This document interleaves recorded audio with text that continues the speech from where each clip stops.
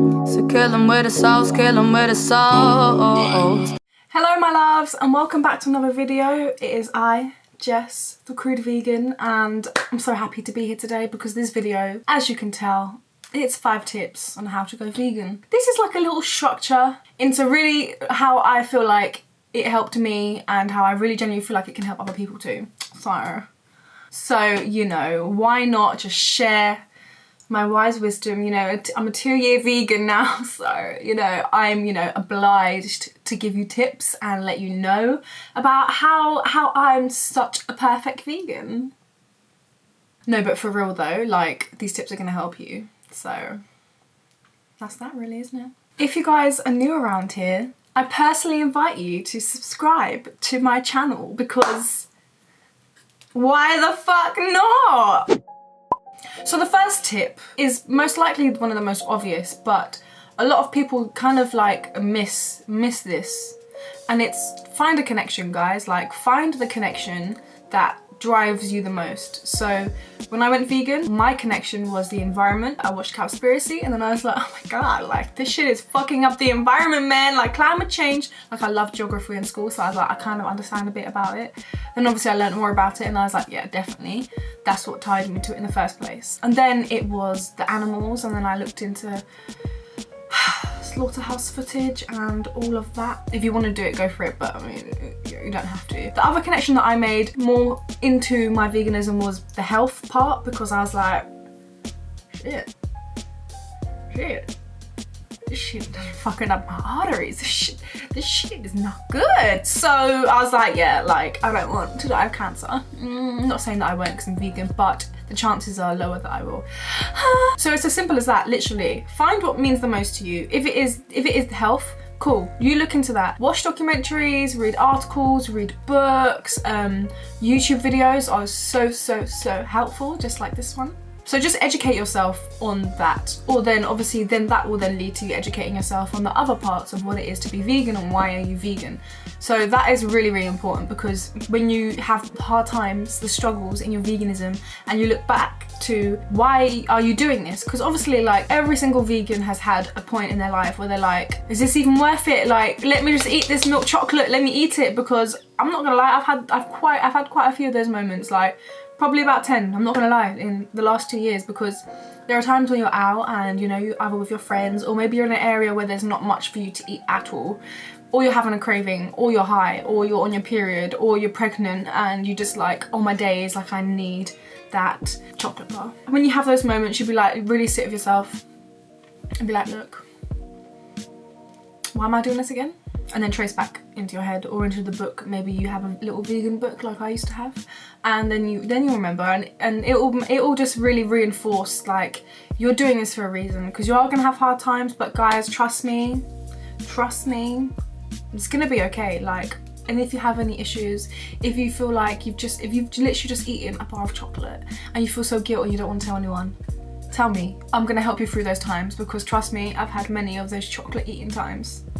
I'm not proud of them, but I'm not proud of them because it's where I am now, and it's put me here, and shebang, really, that's all I gotta say, really, to be fair, that's all I gotta say.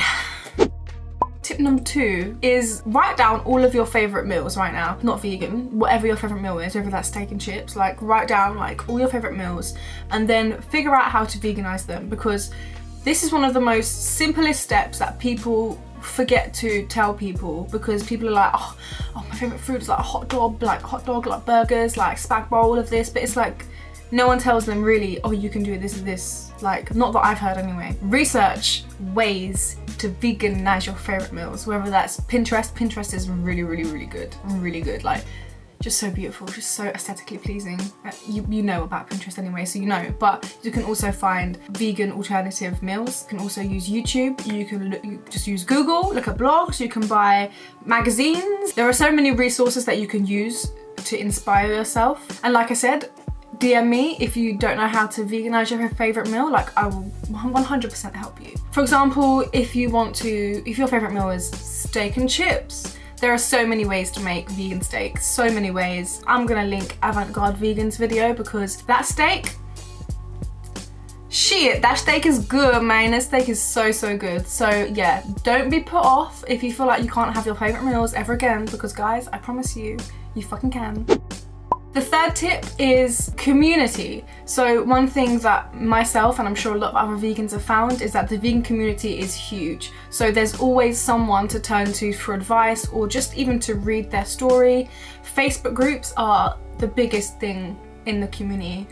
Just type in vegan into your search bar on Facebook and you're gonna see like a never-ending list of vegan support groups. Whether that's the country that you live in, that group, whether it's you wanna join another country, or whether it's recipes or just inspiration. Also, Instagram is amazing. Instagram is amazing. Like I speak to a lot of people on there on a regular, like I've never met them, but like it's just such a friendly community vibe that you don't feel like awkward about messaging someone because you know that they're willing to help you. The vegan YouTube community is fucking huge as well, so there are so many people that you can talk to and get advice from and just even make friends. Like you can go to vegan meetups and literally just meet a bunch of vegans you've never met before because you know, we're that friendly. Like, we're not all like shoving meat is murder down your face. Like, trust me guys, like the community has got your back. And if you need any help, like I said, I'm gonna have to keep reiterating it, but please DM me like on Instagram, like, or on Facebook, whatever. My Facebook page is The Crude Vegan also.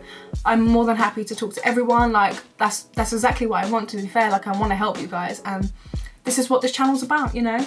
Helping and breaking that fucking stereotype, so new vegans don't feel like they have to fit into this social group of hippie vegans or whatever kind of vegans. Like, this here is for every kind of vegan and the fuck you kind of vegan and just get on with the shit kind of vegan.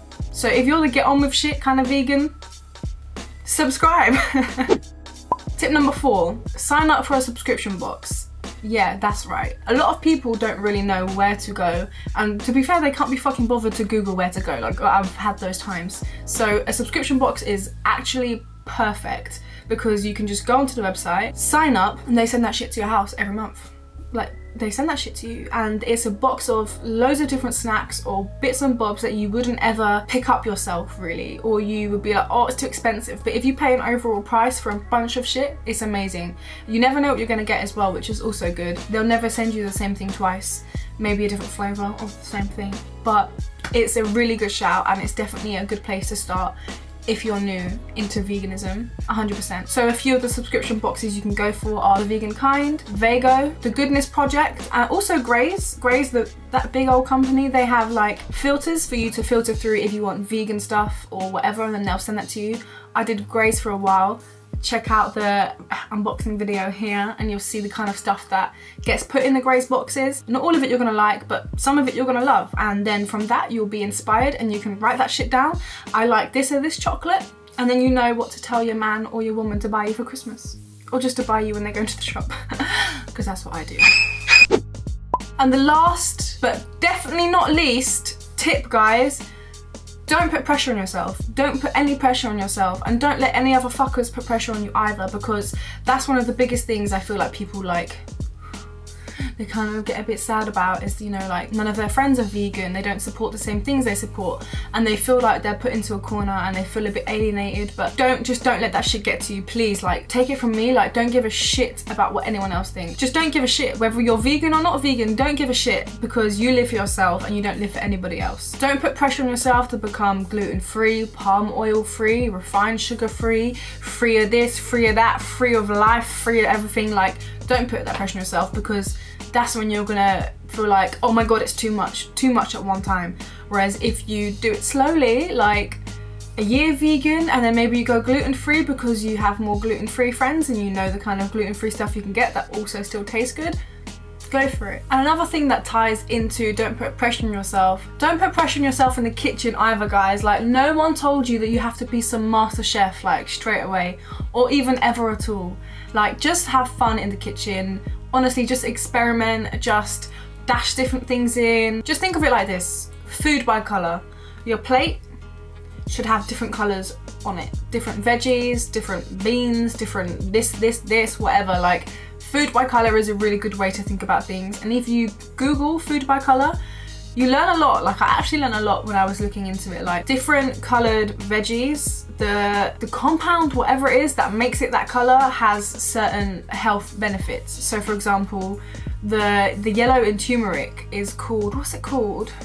And that is the thing that is put into tablets and given to cancer patients to help them. In the rare occasion that doctors actually ever think that food is going to help, because them bastards, they don't know anything, clearly. But yeah, don't put pressure on yourself. Dash all the different veggies in there. A good way to really make sure you get shit in is stir fries. The one thing that I found at the beginning was a bit pressure for me was cooking for my girlfriend, because she's really good at cooking. Every time she cooks, it comes out amazingly. Even if she has like barely any ingredients, she manages to make that shit work. She pulls it together. Whereas me, 9 times out of 10 it comes out shit. It does not come out the way that I envisioned it. That's how I found a bit pressure. Whereas if it's just for me, I don't care. I'm just happy with beans on toast, to be fair, which also has a high protein count, so you know. Let me know if you guys want me to make a video about, can vegans get enough protein? Are we malnourished? Do our muscles not grow and repair because we don't have protein? Protein from animals? No, it's bullshit. It's bullshit. And if anyone in your family, your mum, your dad, your brother, your sister, try and tell you, oh, but you don't got protein, they don't know anything about protein. This is what I found. Like, a lot of people who ask me about protein, they don't know anything about protein themselves. They've just heard that that's a funny thing to say to vegans, but where do you get your protein from? You don't even know where you get your protein from. All you're gonna say is meat, but true say you still have beans, you still have peas. You don't know that you can get protein from that, did you? No, but you can, so that's that. Those were my 5 tips. So number 1, find a connection and research that connection, motherfucker, so you can draw back to it on shit moments where you feel like things aren't going well for you, yeah? Number 2, write down all your favourite recipes and figure out how the fuck to veganize them. Number 3, community. Number 4, sign up for a vegan subscription box. And number 5, don't put pressure on yourself. Just live your life, say fuck you to the haters, and just do you, boo, because you are the only one that matters. Yeah? Is you. You right there. You watching this video right now, you matter. And your actions matter. And your thoughts matter. And everything matters. Just live your life the way that you want to live your life, you know? So I really hope you guys found this video helpful. If you did, give me a thumbs up, and so I know to make more videos like this. And if you're not subscribed, I invite you to subscribe. You know? Have a wonderful day and have a wonderful life, my loves. Much love. Peace.